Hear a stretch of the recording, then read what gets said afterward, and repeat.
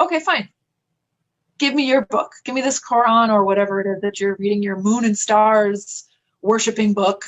The guy was like, whoa, salam alaikum, فتاه. Let's get a scarf on you if you want a tour. So I was like, okay, this is hilarious because I've always thought Muslims are crazy people. تتحدث هذه السيدة عن قصة تحولها من المسيحية إلى الإسلام، حيث أنها كانت مسيحية ملتزمة تعمل في مجال الإنتاج الفني، وكان يعمل معها زميل مسلم تحاول إقناعه ليزور الكنيسة، لكنه كان يرفض كل مرة. What brought me to Islam is me trying to convince someone else to become a Christian. So we see how that turned out. So I was living in Hollywood at the time, and I was a production manager for like TV and film, music videos, this and that. And I was very Christian, and I was like teaching Sunday school, all this. And there was a colleague of mine that worked on this HBO show with me, and he was Muslim. And I was trying to convince him that he should come to church with me so he could, see the truth, of course. And and he was like, thank you, but I'm not at all interested in that. And I said, well, who cares? It's like, you're not signing a contract for life. Like, just come to church one time. It's like an hour on a Sunday. Like, it's not going to kill you. If you don't like it, don't go back. And he was like, yeah, no, I'm not going to do that. And so I was like, what the heck? What has him so stuck on his religion that he won't even come for an hour? مما أثار استغرابها حول الدين الإسلامي، فطلبت منه إعطائها قرآنا وتحدثه أنها ستثبت من خلال نصوصه أنه ليس منطقيا وأن المسيحية هي الدين الصحيح. So I said, all right, listen, I have a Bible and I can quote Bible verses to you all day long, but it doesn't affect you because it's not your book. It's not your verses. It's not your scripture. What do you care? Okay, fine. Give me your book. Give me this Quran or whatever it is that you're reading, your moon and stars worshiping book. And I said, let me read that. And then I'm going to use your text against you to prove to you why none of this makes sense. And this is why you should be Christian. That did not go as planned. And soon after, I found myself in a mosque by myself, wandering in with like jeans, ripped jeans, a V-neck t-shirt, flip-flops. And the guy was like, whoa, salam alaikum, فتاه. Let's get a scarf on you if you want a tour.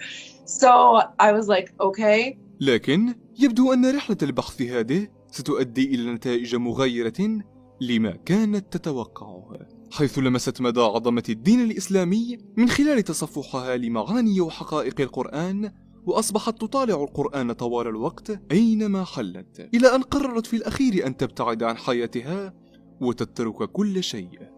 Was just blown away by the truth of this book that I was supposed to be using for research only. And pretty soon I was like, I think I know what I need to do. And this is hilarious because I've always thought Muslims are crazy people. I'm just brainwashed by the news here.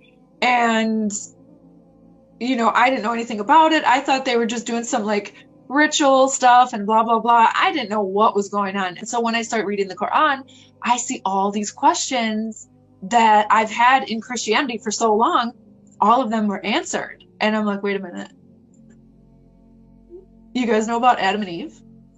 You guys know Moses too? What? These are our guys. I'm Christian. These are our dudes. Like, why are you like, you should know about this. How do you guys know?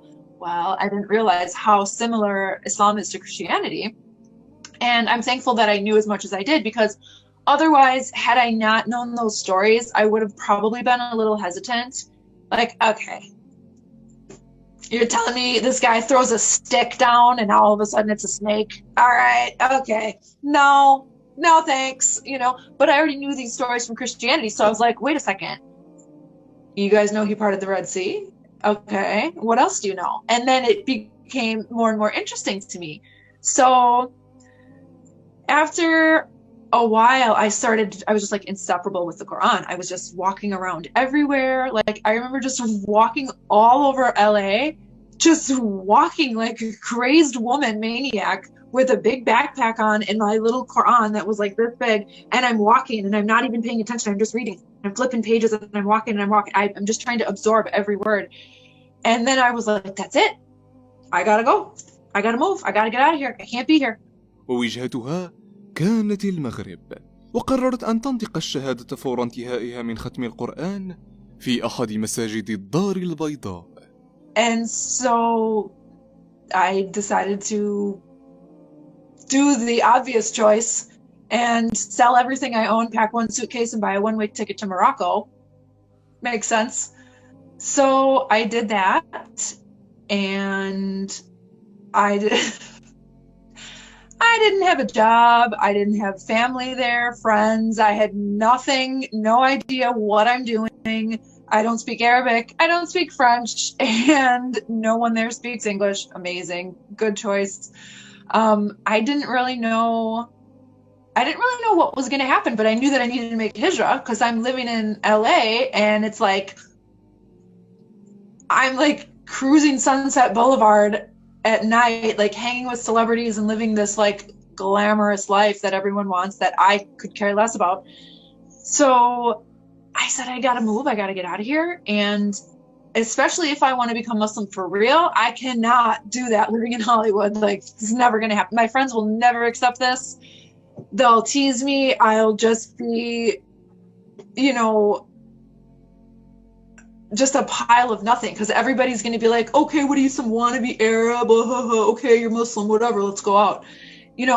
I knew that they weren't going to take me seriously. So I said, okay, that's fine. If my surroundings are going to change who I am, then if I want to change who I am, I should change my surroundings. So I did that, moved to Morocco, and decided to take my Shahada there in Casablanca, because I was almost done with the Quran, almost done. And I said, wait a minute, I want to wait. It took me like 2 weeks after I arrived to finish the rest of it, because I was like, everything makes sense, but I don't want to take the Shahada and become Muslim, because I know what a serious decision and life-changing statement that it is. You don't just like undo it and say, no, I was just kidding, I want to be Christian again. I knew that it was something very, very serious. So I said, well, I don't want to have this book that I'm 98% done with, and then I become Muslim, and all of a sudden the last chapter and a half, there's some little like, oh, by the way, this, and this. And then I didn't want to be stuck. So I said, okay, let me finish the whole entire thing, and then I will take my Shahada. So I did that. That was December 31st, 2010. So it's been over a decade now that I'm Muslim, alhamdulillah.